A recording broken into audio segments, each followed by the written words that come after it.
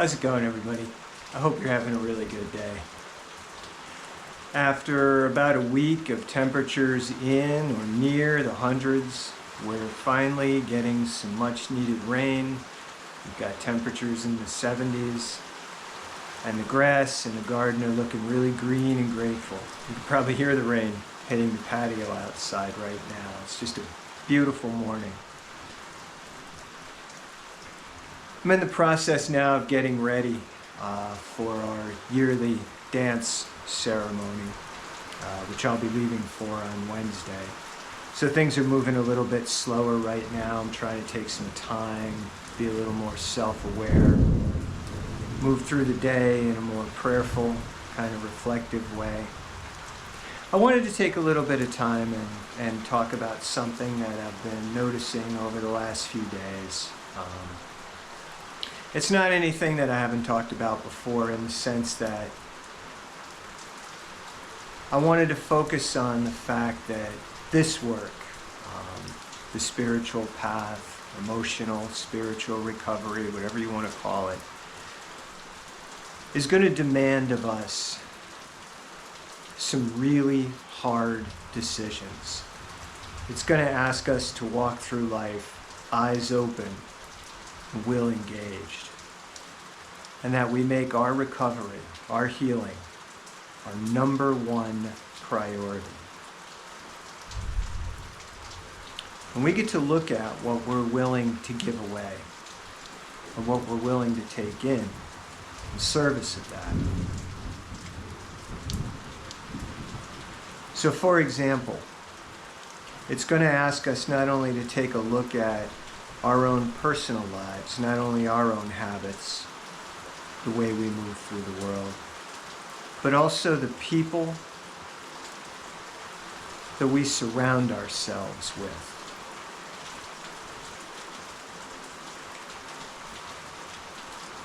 I took a good long look at my life many years ago, and I started to notice something. When I was younger, probably in my 20s or 30s, my mother said to me one day, "Man, you really attract strays." And that's true. I myself was a stray. I had a lot of good people around me that I loved dearly. Still carry deep affection for them in my heart, though they're no longer in my life. And that's the key. They're no longer in my life. And it's not out of hatred. It's not out of judgment. It's out of acknowledgement that I could no longer swim in the same water and expect to be healthy. And sometimes those people whose lives are sick, whose habits are self-destructive, they're in our own families. We get to witness the same behavior and hear the same stories, hear the same arguments, the same complaints, the same ways of life, constantly, again and again and again. Nothing ever seems to change on their end. And that requires us to look at two things. First of all, what are we getting out of surrounding ourselves with these people? In other words, what's in all this for us? Why are we willing to feel drained at the end of the day? Drained right down to the marrow after spending time with these people.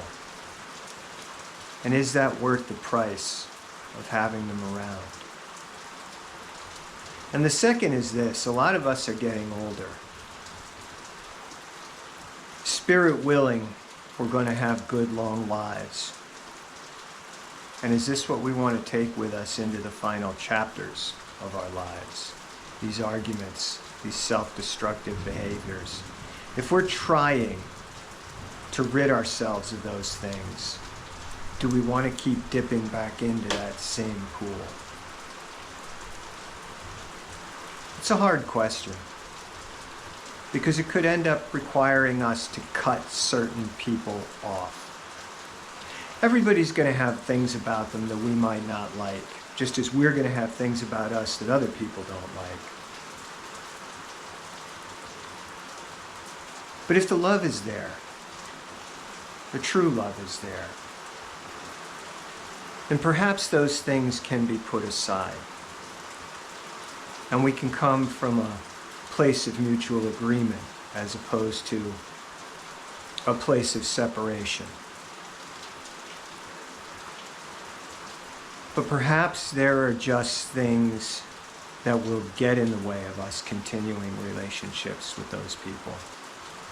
Self-destructive patterns, patterns of abuse. Maybe it runs even deeper than that. Lack of respect.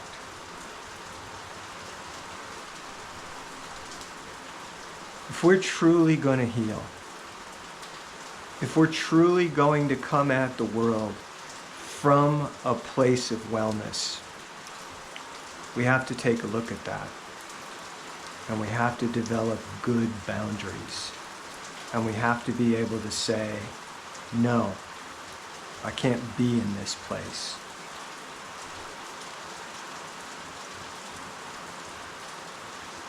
And we say that not from a place of judgment, but from a place of an inner awareness that realizes that these things are not healthy. And that if we ourselves want to heal those wounds that we carry with us, we need to cut these things out of our lives. Till next time.